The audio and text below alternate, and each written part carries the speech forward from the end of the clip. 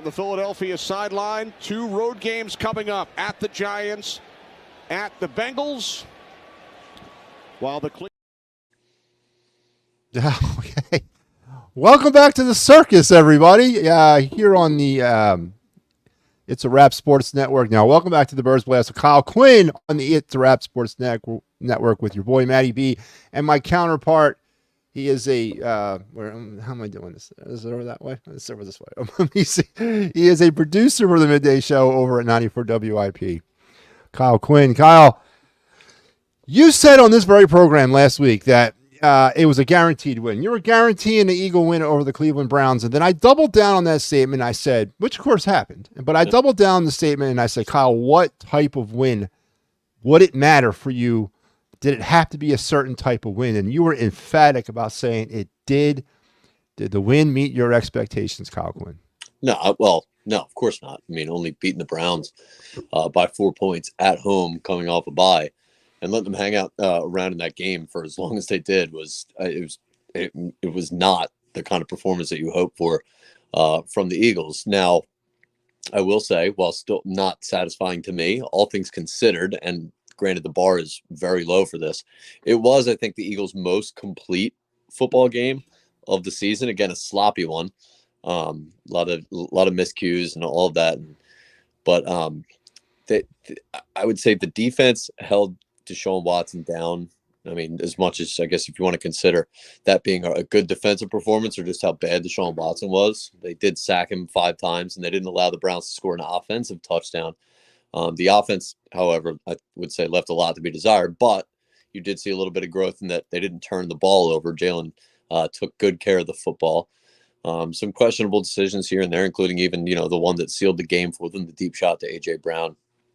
And then I would even go as far as to say Saquon Barkley did not have his best game as an Eagle at all. So not the convincing win you wanted to see, but, I mean, if you want to maybe take a silver lining from it, you could say that it was a step in the right direction. Kyle, you hit on all the great points that we're going to talk about in this game. Let's start with, first of all, silver lining, schmilver lining. I'm not looking at no silver lining because this team has yet to play a real complete game. And I know you mentioned that maybe the defense played kind of a complete game, or if the team itself might have played a complete game, but I ain't buying it. They haven't played a complete game since November 26, 2023.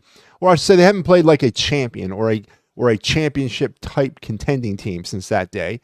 And this game to me had no other merit other than what's been happening. And now let's talk about Deshaun Watson. Kyle, we both said this last week on the program. Deshaun Watson's terrible. Matter of fact, you made a statement that God hope he doesn't get hurt so Jameis Winston doesn't have to come in and we lose. Deshaun Watson has fallen hard from the heavens. The football gods have casted him out. And it's remarkable to see a player that set the league on fire the way he did, just not even know how to play the position anymore, Kyle Quinn. Yeah, he's brutal. I mean, he can't hit any open receivers. He's basically a sack magnet. I actually think 5 sacks is low for the amount of time Deshaun Watson's been sacked by other teams this season. Now, the scary thing is, and this is sort of the opposite of a silver lining, like a dark black line on that game, is that Deshaun Watson in the second half, I think at one point was 11 for 11 10 for 10 completed passes. I mean, you can't be the defense that lets Deshaun Watson get hot. So God forbid we let them get a chance with the ball in their hands the last 2 minutes with him completing all those passes. I don't even want to think about what would have happened, but yeah, I mean, just to your point, Deshaun Watson's like one of the worst quarterbacks I've ever seen. I mean, he is the worst in the league. Sam Darnold is better than Deshaun Watson. I mean, I don't know who else. I couldn't point out anybody in this league that's not better than Deshaun Watson. So it's amazing. Kyle, let's talk about Saquon. As you said, on the day, Saquon, his line was not very good. You mentioned it was sort of, no, I wouldn't say very good. It was pedestrian to say the least. He carried the ball 18 times for 47 yards.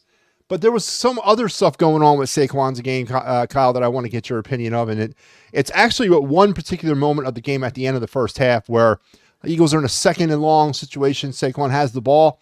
He can see the first down sticks. He sees him, but he veers out of bounds. Sets up a 3rd and 1.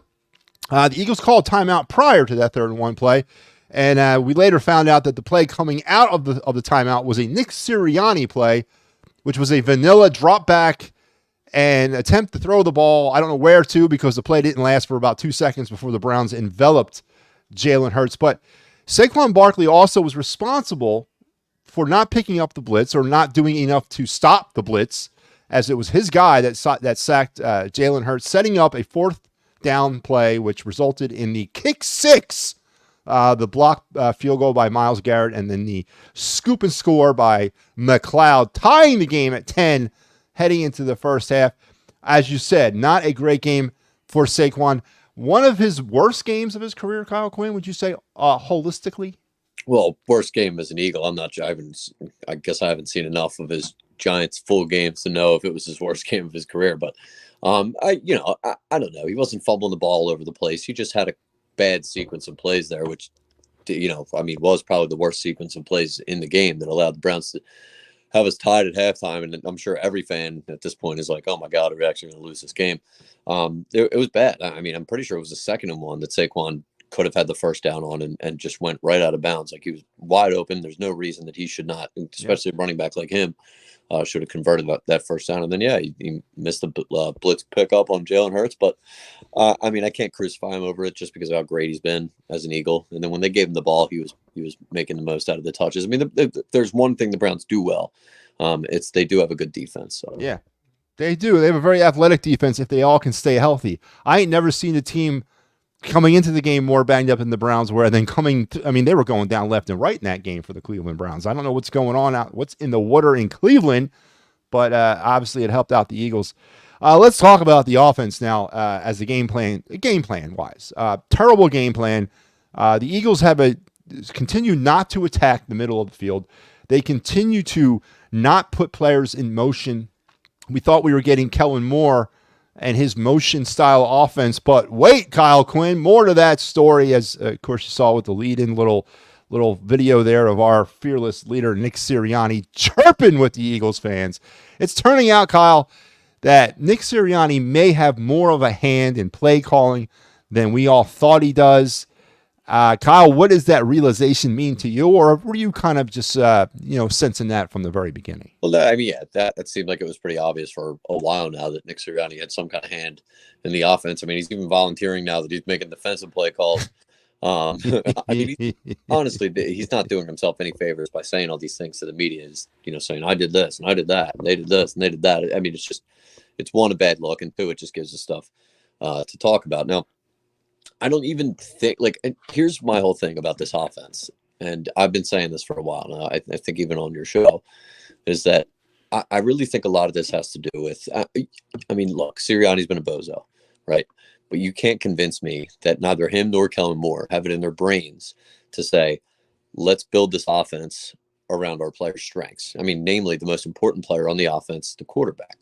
So is this something where this is Sirianni's dipping his hand into Kellen Moore's offense, or is really this is the offense that Jalen Hurts is comfortable running, and this is the offense that they think is their best path to success, because that's the one of the most comfortable the quarterbacks in. So, I don't like a lot of the things that Nick Sirianni does. The offense stuff, I think, to me, falls a lot on the shoulders of the quarterback. Now, Kyle, I think that realization, if that's what they are doing, that is probably the worst case scenario in what this whole situation is. If you can't have a quarterback that can run a complicated offense, or I hate to say it, a pro style offense or an NFL style offense, that's got to be the worst case scenario, if that is the case, correct? Yeah, well, I'm sure. You could say that, and you can also say that. There's going to be the defenders out there that say this is his first year, new offense. And if you remember, he came into training camp saying this is all 95% new. So maybe they dialed it back a little bit in that sense. And this is something that we're going to see it sort of evolve as the season goes on, or, if Kellen Moore's still here, at least next year, that he gets better at as the year goes on, or next year. I don't know. It could just be that this is who he is. This is what he has to do. And it's the only way this offense can function. I'm not sure. That's something we're going to find out, though. On the day, Hurts was 16 for 26, 264, 2 touchdowns, and the most important stat, as you already alluded to, no turnovers for Jalen Hurts, either a fumble or interception, which was very pleasant to see. I agree.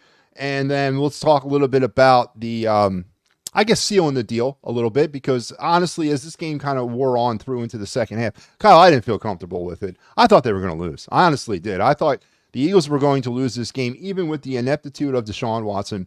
And it wasn't until that false start penalty down by the goal line, or maybe it was in the red zone by the Browns, that pushed them back an additional 10 yards, that I felt comfortable that the Eagles might pull this off. But if it wasn't for the Cleveland Browns, they would have won. The Browns would have won this game, Kyle. And a lot of Eagle fans came out of this game thinking this was probably a loss to most Eagle fans out there. The way the negativity, or the way the team reacted, or the players reacted, or the fans reacted. And I want to play you this, Kyle, because this is the best reaction I saw for the entire game. Here we go. Because y'all are making a big deal about it. I mean, it's like, guys, we're gonna figure it out. We're gonna fix it. We've known how to score in the past. Like, we get it. You guys have a job to do, and you're gonna fixate on one thing, and you're gonna be like, oh, they haven't started fast, or they haven't turned the ball over. Like, we got it. Like, we're gonna do everything we can do to fix it. Like, and I don't want that to be in their heads. That's why I'm basically telling you guys, all right, we got it.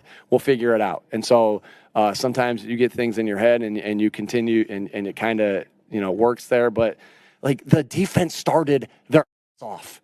The defense started their. It was 10 nothing to start the football game.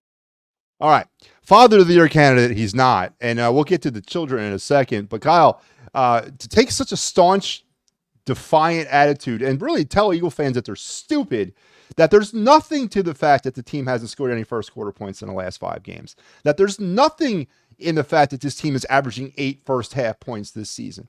Look at us and tell us that, and to be so adamant about it.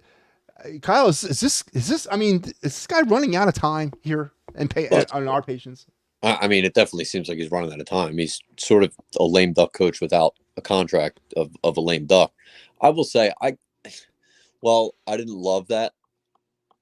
I mean, especially considering all the emotion that we at the very end of the game, the clip he played in of him yelling at the fans, and him talking about the booze at the press conference and all that stuff. He was obviously very emotional. You could tell at that press conference, but I didn't get the sense that he was up there telling us it's not a problem. I think he was frustrated by how he knows it's a problem, and he keeps getting asked about it every single week. That's why you hear him saying, "No, like, we got it. We're gonna fix it. We're gonna fix it. We got it. Like, we got it." It's just funny because he says so much, and it ends up biting him just because he won't shut the trap. And the whole thing about the defense starting fast. When you talk about the defense starting fast, so like, we all know that that's not really the issue that's been biting this team for a while. Like, we're stating the obvious when we say that they don't score in the first quarter, they barely score in the first half. And he knows it's a problem. I think he's just frustrated with the amount that he's getting questioned about it. And I'm sure he's struggling to actually figure out what the answer is, or at least, act on what he thinks the answer is. Yeah, Kyle, it's coming off really like it's coming off to the point where, shut up, people. I know what I'm doing, you don't. That's how I'm taking it. Maybe it's more from me, but I'm running out. Kyle, I've been on record by saying he shouldn't have come back since last year. I think that was a mistake, and I think we're seeing that mistake coming kind of in full bloom. But to the Eagles' credit, especially that last drive, and that beautiful catch by A.J. Brown there at the end of the game that kind of sealed the deal. 6 receptions for 116 yards and a touchdown on the day for A.J. Even though it was allegedly a play that Jalen Hurts audibled into on his own. I don't know if you can call that going rogue. I don't know what kind of carte blanche Jalen Hurts has at the line of scrimmage when it comes to play calling. And the fact that he audibled into something, I don't know if he saw a defensive scheme or if he just thought, I can't throw the ball over the middle. They want me to do that. I'm going 50-50 ball on the sideline. That's where I feel more comfortable. I guess we'll never know the real answer there. But you got to give the Eagles credit that they did find a way to win. But at this point, is that enough for this football team? No, I mean, they can't play the way they did Sunday and expect to go out and win every week. I mean, you line up against any team right now, today, the way the Eagles are playing, and you can't guarantee a victory against anybody. I mean, that's just the way that they're playing. You saw it happen against one of the worst teams in football. So, no, I mean, it's not a sustainable way for them to win. All right, well, I'll take a look now through the Birds Blast with Kyle Quinn's stat pack because we keep track of this every week. I didn't do the good, bad, and ugly. I just kind of, because honestly, I thought today or this game there was maybe one. We touched on all the stuff anyway. But anyway, the stat pack Eagles 0 for 0 in the red zone, Kyle. This team didn't get in the red zone one time in this game against the Cleveland Browns. I don't remember the last game that's ever happened where the Eagles never got into the red zone. And is that alarming to you? Of course. I mean, we all know that it's harder. It's not sustainable to score 50, 60-yard touchdowns all the time. There was a point in the game, I think, where neither team had been in the red zone it was the majority of the game. So, I mean, honestly, like it was an ugly football game. The Eagles are just boring. Like they're just a boring football team. I mean, that was a boring football game. The Browns are boring. They suck. The Eagles are boring, and they might suck. They did, and they do. For the season, Eagles now 8 for 17, or still 8 for 17 for 47%. First half points, the Eagles did manage 10 first half points to run up their total for the first half to 41 points, 8.2 a game. They scored 10 second half points to run their total up to 65, 13 points a game. Any way you cut it, we've gone through these seasons where it was 13 or 14 first half points and then 28 second half points. Any way you cut it, Kyle, there is a scoring problem with this team. Obviously more so, and we've alluded to it week after week after week since week one about getting off to a fast start. But the scoring problem with this team is now verified and bona fide. Would you not agree? No, I would definitely agree. And I mean, I think this just goes to show you that, getting out to leads in the beginning of games and being able to close them is the most important and sustainable way to play football. It is. Absolutely. And I have to give you that. You've always kind of alluded to that in the beginning from all along. Penalties per game, Eagles were flagged 5 times for 40 yards, now 26 for 126. Kyle, no turnovers forced, not a one. They didn't give up any turnovers, and they didn't force any turnovers. The Eagles are still now stuck at 2 turnovers for the entire season, 0.4 turnovers a game, averaging less than a half a turnover. I don't know how you can get a half a turnover, but they're averaging less than a half a turnover. If there's any stat, Kyle, that we can talk about on this program, it's that stat that's going to keep me up at nights, and it's that stat that's going to prevent them from winning a Super Bowl. Yeah, well, it's an awful stat. Like 2 turnovers at this point in the season it's a joke. And I mean, this is a trend that goes back towards the back half of last season, and it's the main reason why the Eagles are struggling to get out into any sort of lead in any game. They can't have any convincing wins because they're either gifting possessions to the other team or not taking any possessions away from the other team. So there's no chance for them to stack leads. There's no chance for them to build off of anything. No chance to shift momentum. It's just an awful and boring way to play football. I mean, that honestly has a lot to do with the fact that the Eagles are part of the fact of why the Eagles are so boring is because, they're not unpredictable. They're a very predictable football team. The other quarterback drops back and there's 2 outcomes. They either complete the pass or they don't, right? There's no, somebody like rarely you get the Reed Blankenship who has our 2 interceptions this whole season come flying out of nowhere. I mean, they don't create sack fumbles, right? They don't force fumbles. They don't punch the ball out, right? Like the Keely Ringo big hit was like one of the coolest plays I've seen by an Eagle in a while. And that didn't even force a fumble. So like, you just don't get that with this team. And it's so boring. Now, do you give a half a turnover credit to Quinn Mitchell?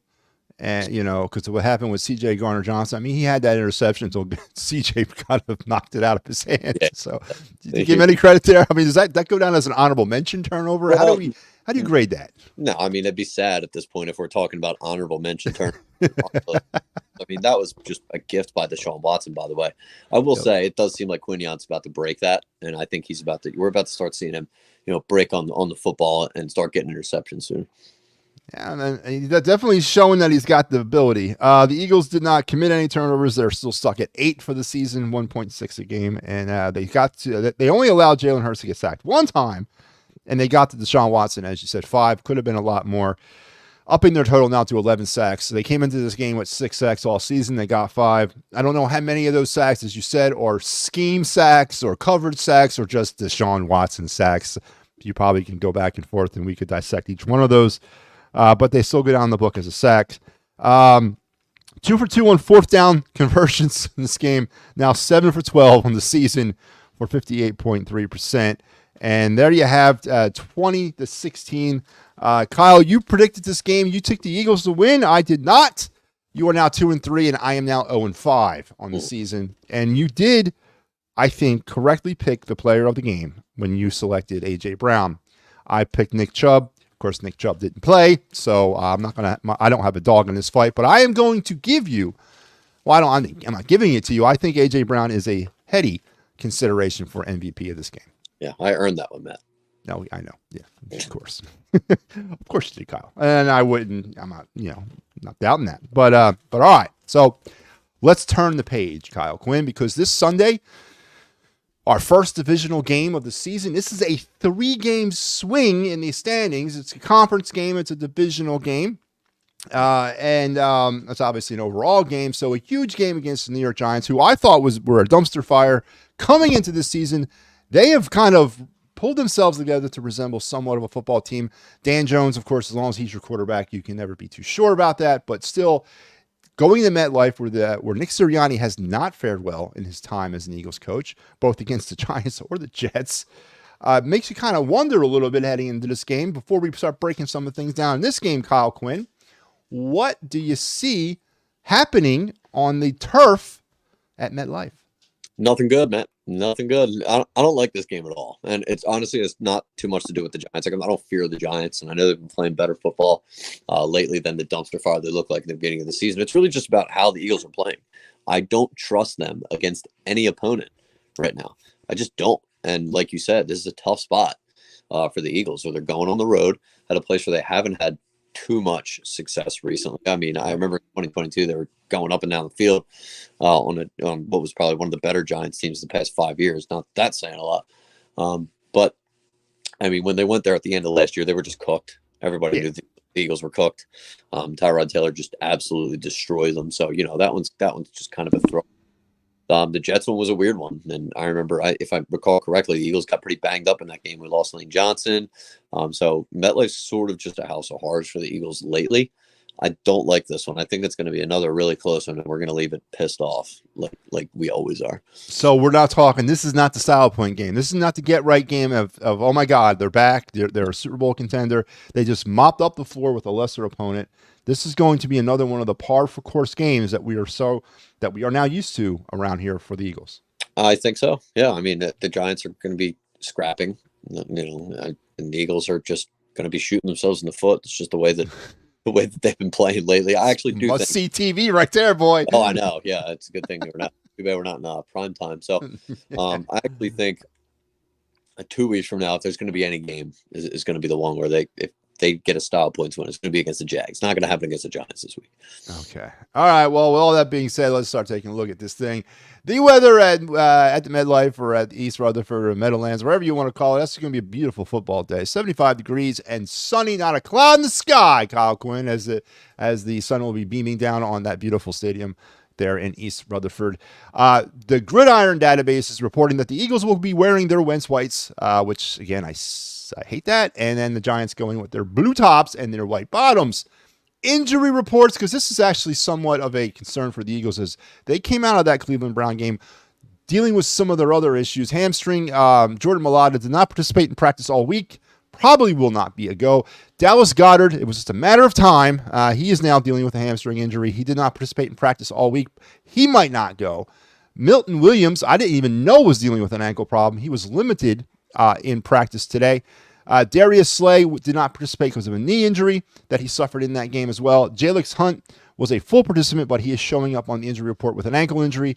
Orlon Burks is dealing with a groin. He was limited. Sidney Brown continues to battle his way back from that Achilles injury. Anaya Smith, same thing, battling back from that ankle injury. He was a full participant. Jalen Carter, shoulder, did not participate, and Eli Ricks, a groin, did not participate for the Eagles in practice this week. Kyle, it's been a kind of a trend lately, or it's 2 weeks in a row now, if you want to count the bye week. The Eagles got out of there with a win, but at what cost to some of their core players, especially Mailata, especially maybe if you want to throw Darius Slay at mix as well. Where are you standing with the walking wounded that the Eagles are becoming? Yeah, I mean, that's a pretty hefty injury list. The Jordan Mailata loss is going to be pretty tough. I don't know what they're going to end up doing there, whether they just put Fred Johnson over on that side, or if they put Mekhi Becton, who's once played tackle before, they swing him out there and then put Steen at guard. I'm not sure how they're going to handle that one. The Goddard one, it hurts another weapon off the field. It looks like Slay's going to play. The big one really that just popped up today, I'm very curious about to see if he practices tomorrow is Jalen Carter, because that just Yeah. popped up sort of out of nowhere. It didn't happen in the game. He was practicing all week, and then all of a sudden he's on the injury report today. So we'll see about him. He's obviously going to be the most important piece of that D line for the Eagles in this game.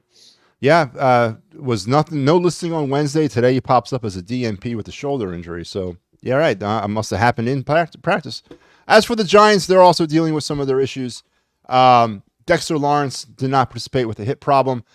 Brian Burns, the big one, did not participate with a groin issue. He would be a huge loss for the Giants and a huge plus for the Eagles if he didn't play. Their punter, Jamie Gillian, is dealing with a hamstring problem. He didn't participate. Malik Neighbors was a full participant as he's battling his way back from concussion. I would imagine he's missed the last 3 weeks. I would say he's probably going to be a go in this game. Robinson, the wide receiver, was also a full participant with an ankle. Darius Slayton was limited with a groin problem. Devin Singletary limited with a groin problem. And then Andre Jackson, their cornerback, did not participate because of a neck issue. Obviously, the Burns and Malik Neighbors are the two big names on that list, or unless you're a fan of strategic football, and then we can go with the punter. But how do you feel that those injuries might affect the Giants in their game on Sunday? So the big ones really that you mentioned there are Burns and Dexter Lawrence is beast up the middle. But I think I heard that they're both expected to play, or they both said that they were going to play this week. So those are big additions for the Giants. Really the biggest loss, and he's probably not on the injury report because I think he went to IR, is Andrew Thomas, their left tackle. He's done here. He's done for the season. So that's a big one for the Giants there. But, I mean, all things considered, when you do the full tally, the Giants are coming into this one much more healthy team than the Eagles. They are. And with all that being said, Kyle Quinn, what are your 3 keys to Eagles victory? So, I mean, it's time for them to finally score some points in the first quarter and get out to a good start.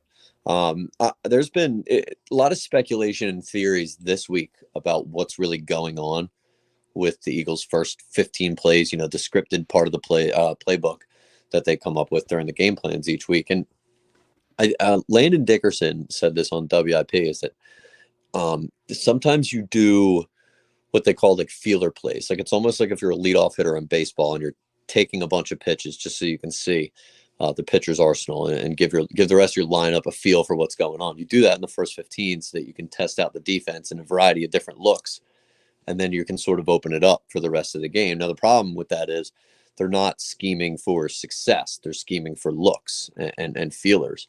And that's part of, I think, what's been the problem with the Eagles in the first quarter. So I'd like to see them script for success on these first 15 plays and see if they can get out to a hot start against the Giants. If you get the opportunity to take the football, you got to take the football. And then if you can do that, you can do key number 2, which is, feed the guy who's going to be looking for revenge at his old home stadium in Saquon Barkley. You give him the ball, then I could see him going for $150 and a couple touchdowns. He's capable of doing that kind of thing, especially against a team like the Giants. And if you're playing with a lead, then you can slow the game down. Don't give the Giants too many possessions there. And you can come out of this one with a victory. And then the last one is they really just have to finally take the ball away. If you can take the ball away from the Giants, like I said earlier, you're taking away possessions from the team, not giving them opportunities to hang around, and that's going to be the way that the Eagles can sort of distance themselves from the Giants a little bit. So if they can do all those things, I hope. I mean, not like to 100%, but I think they'll be able to come out of there with a win. That's a really interesting point that Dickerson might have brought up. It sounds somewhat arrogant that you as an NFL football team feel that you're good enough to where you're essentially, you're wasting a possession by looking to see what may or may not be available there instead of going for the jugular at every time. Yep, I agree 100%. There's an arrogance level to that. It's not from Landon, but from the coaching staff. Yes. To think that that's that they're good enough to be able to do that. They're not.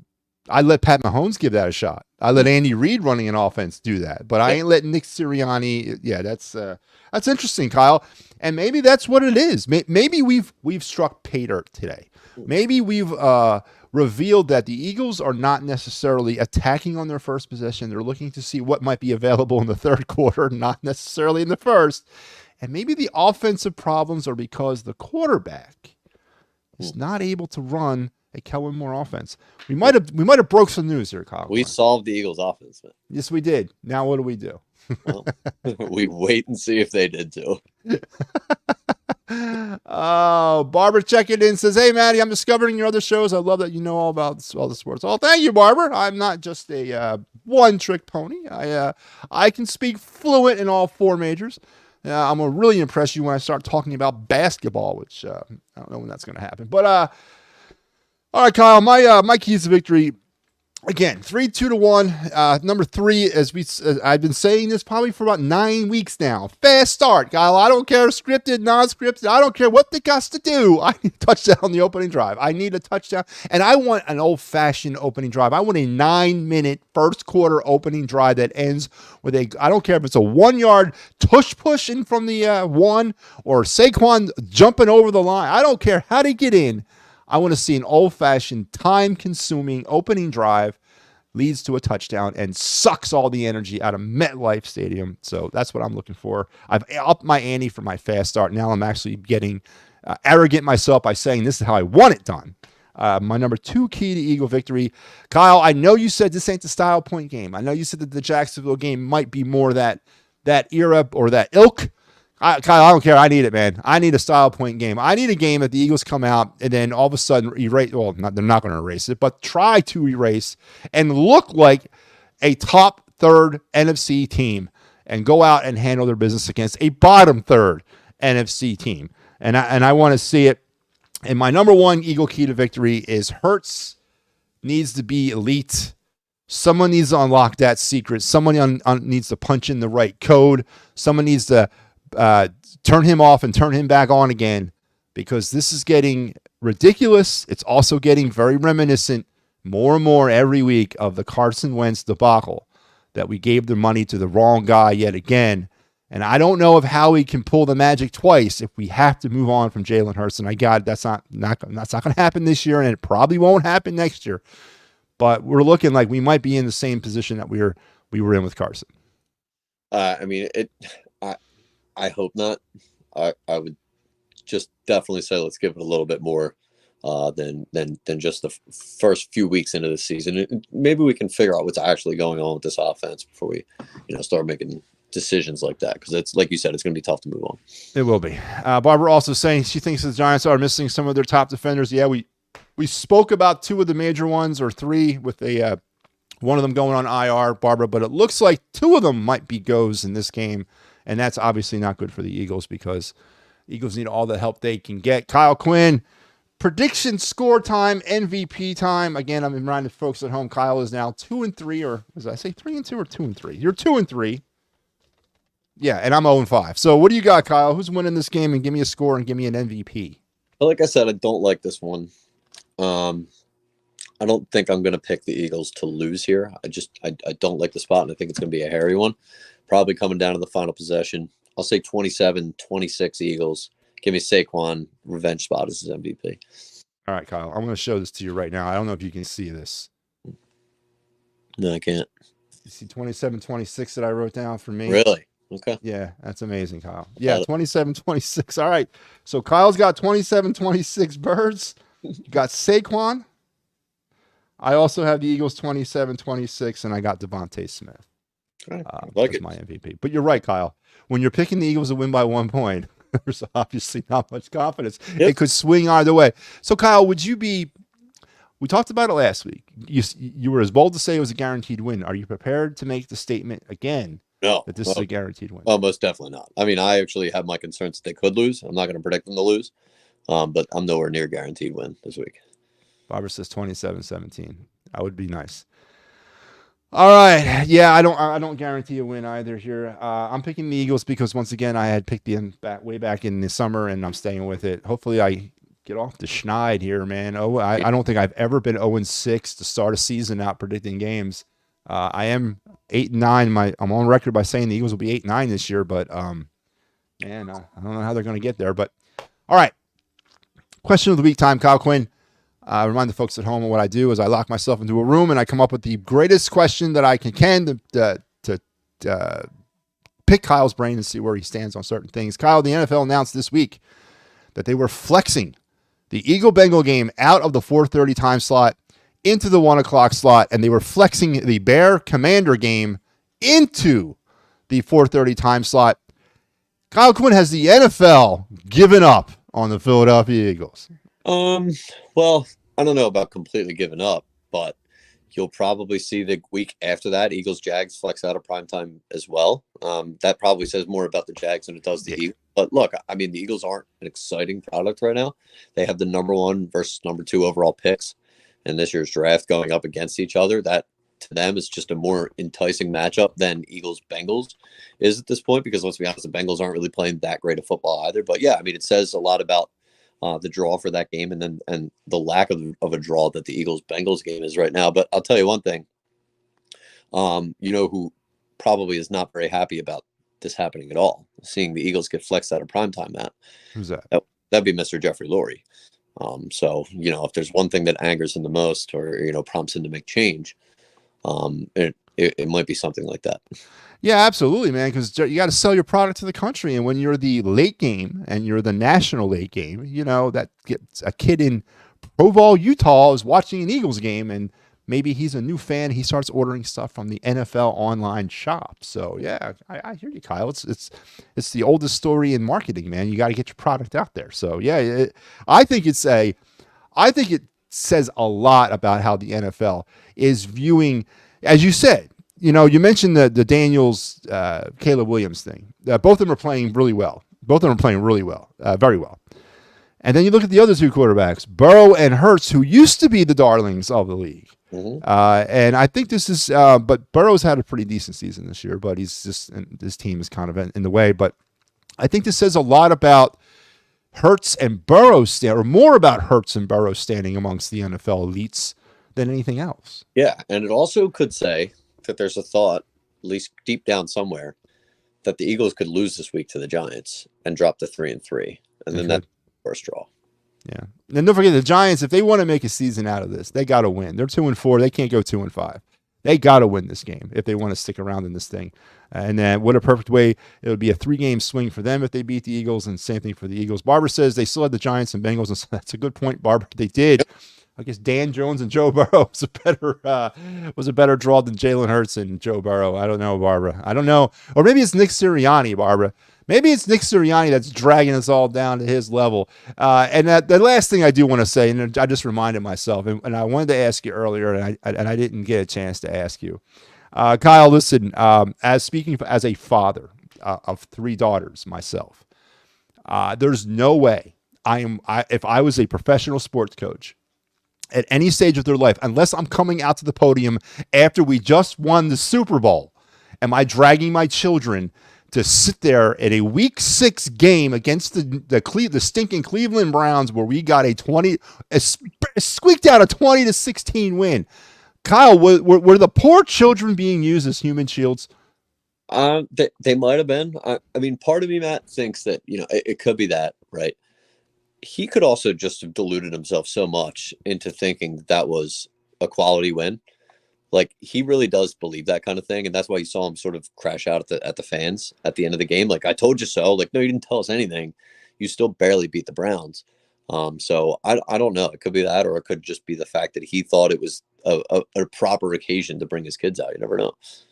It's cringeworthy, Kyle. Absolutely cringeworthy. And then he's cursing up there, and he's apologizing to his kids. And I mean, what are we doing here, man? Can you envision Andy Reid ever doing that? No, of course not. No. I mean, I don't know.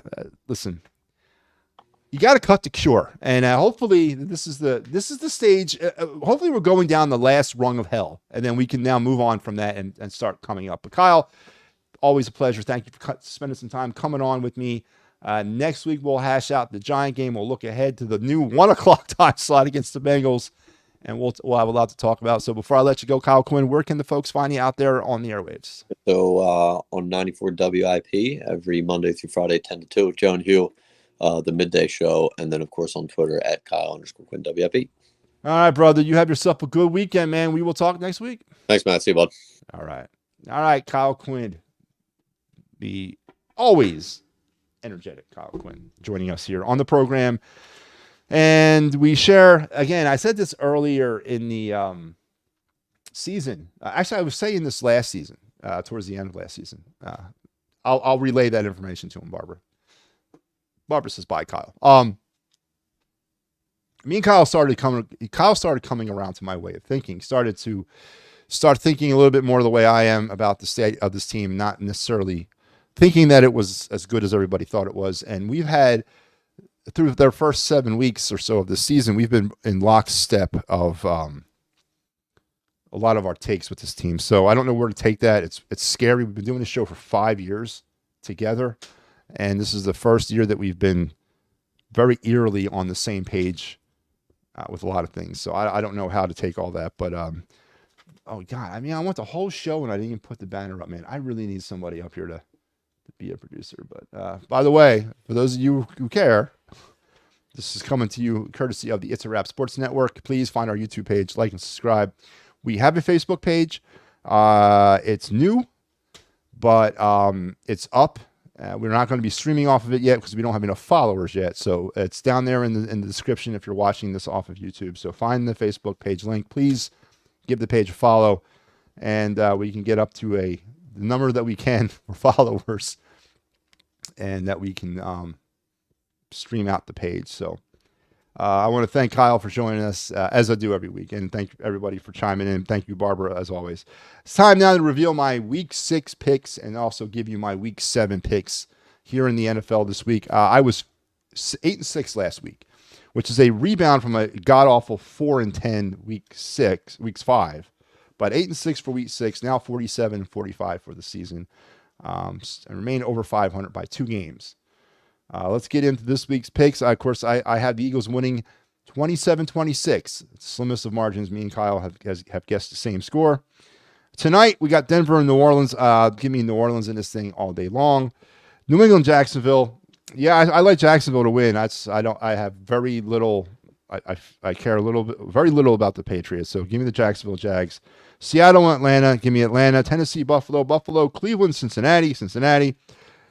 Houston and Green Bay. Give me Houston. Miami and Indy. Miami. Detroit and Minnesota. Detroit. The Raiders and the Rams. Give me the Rams. Carolina and Washington. Give me Washington. Kansas City and San Francisco. A big game. Give me KC. The Jets and the Steelers. Give me the Jets on Sunday night with Devontae Adams reunited with Aaron Rodgers. Baltimore versus Tampa. Give me Baltimore on Monday night because we have 2 Monday nighters this week. And the Chargers versus the Cardinals.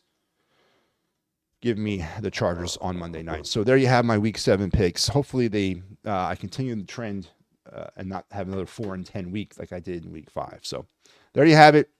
It's going to wrap me up, but don't forget, I'll be back in about 2 hours for the final word with Matty B. And then after that, you'll see me at around 1 a.m. as I will be here for the Clear the Ice program. So a big night of Matty B here on the network as we have a busy night ahead of us. But we're here to do it, and I love doing it, and I can't wait to do it, and I live for it. So we will talk again in a couple hours on the final word with Matty B. But I'm going to thank Kyle Quinn once again. Thank everybody for watching, and we will talk next week.